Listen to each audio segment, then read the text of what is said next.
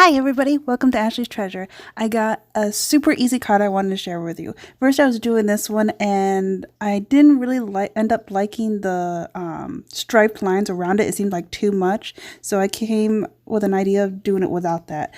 First I got a piece of paper that is 8.5 by 5.5 and fold in half to make a 5.5 by 4.25 card. I used my bone folder to crease it. And then I picked out the design paper that I wanted, and I cut it 4 by 5.25 to make a white 1/4 inch or 1/8 of an inch border all around it, as you can see there. And then I found out that I had just enough to make 2 more, so I was able to make 3 out of the scraps that I had left of this design paper. I used my ATG gun and taped all 4 sides and a little bit in the center and lined them up. And got them all done. Then I set them aside, and then I get my white cardstock, which is 65 pounds, 8.5 by 11. I got my favorite stamp out that is 4 by 2 3/4. I was trying to get it to focus so you can see the barcode. It's an old one. I had it from Inka Dinka Doo. I think I got that from Hobby Lobby a long time ago. And then I got my Versamark ink out and my embossing powder. This one's the super fine one. The color is copper. It's one of the Rangers. I really like their ink. And then I powdered up so the extra powder embossing powder wouldn't stick to it for like where fingerprints and stuff out. I actually remember to use it this time, which really comes in handy. And then I started to ink up my stamp with the Versamark, and I had to be really generous with it because being a block stamp, I can only stamp it once. And I tried to line up as good as I could, and I stamped it 3 times.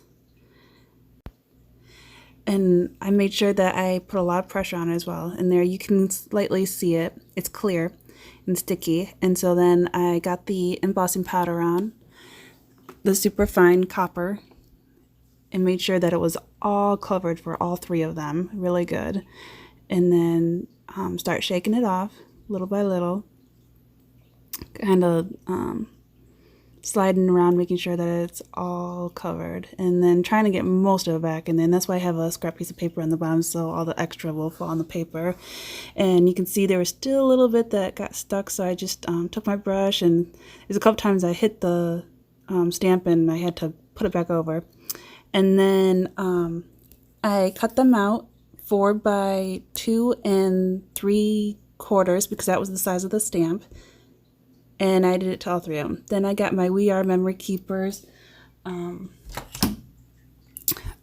crocodile corner chomper and did all 4 corners. I did the scallop again. That one I really liked because it was kind of feminine. And then my phone made a glitch, but I cut 3 of the white cardstock, 4 1/4 by 3, and I used my embossing dabber. It smells like cinnamon. I love it, and it's one of Rangers. I got it from Michael's, I believe, and I generously got all 4 corners. I have a hard time squeezing out, so there's times I twist the cap off and then I like dab it on there and put it back in. It works pretty good that way. And then continue and make sure I got all 4 corners really good, and got because I don't need the entire paper, I just need the edges, because it'll have, what is it, like an 1/8 of an inch border all the way around the Merry Christmas stamp.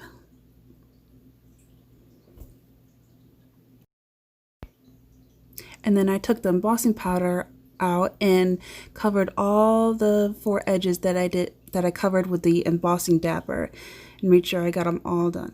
And the first one I did, I noticed that I didn't get completely, so I tried to put them back over, so that shows that I didn't put enough of the embossing dauber on it, which is fine because I heated them and then I came back, put some more on, and heated it again with no problem.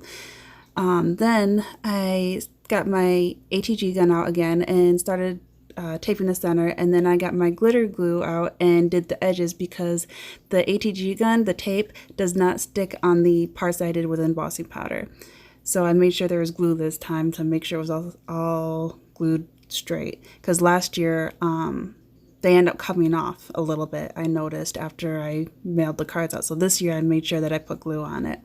But yeah, get all 4 and then I did that to all 3 of them, and then I did that again with the second layer, the part that I embossed, and then simply just center them. As simple as that. Nothing crazy, you know, because it didn't need that much craziness. You know, there was already enough going on with the design that it didn't need all that.